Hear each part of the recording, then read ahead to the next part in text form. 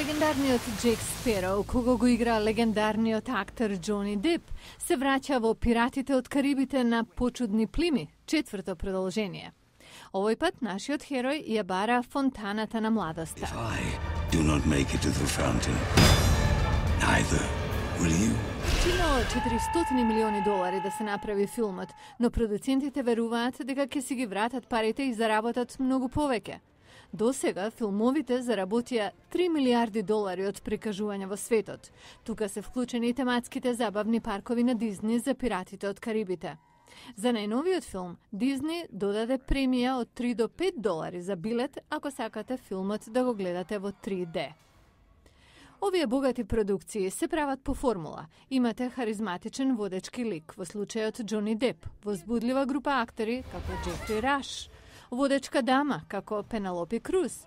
Иако на тоа се додаде грандиозна кинематографија и фантастична приказна, па уште и 3D визуелен ефект, ете ви успех. I have no plans to die today. Друг филм што го следи овој рецепт е Тор. Тоа е арогантен млад бог под забрана од татко му Один, кој е принуден да живее меѓу луѓето. Филмот чинал $150 милиони и веќе е хит според продадените влезници. Од кога излезе пред неколку недели до сега заработи околу $250 милиони.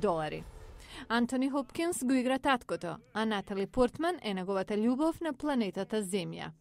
Крис Хемсворт го игра Тор и е убедлив суперхерој, иако нема исти акредитиви. X-Men First Class е друг филм со суперхерој кој се очекува да доминира летово меѓу големите филмови.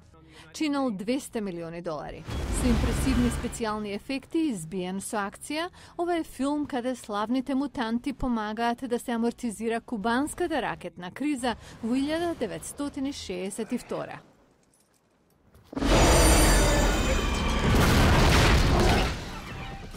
И конечно, тука е филмот Каубои и вонземјани. Акциона продукција што е хибрид од вестерн и научна фантастика. Очигледно, 20. и 21. век немаат ексклузивно право на откривање на неидентификувани летачки објекти. Продукцијата е на Стивен Спилберг, пошто се ви е јасно.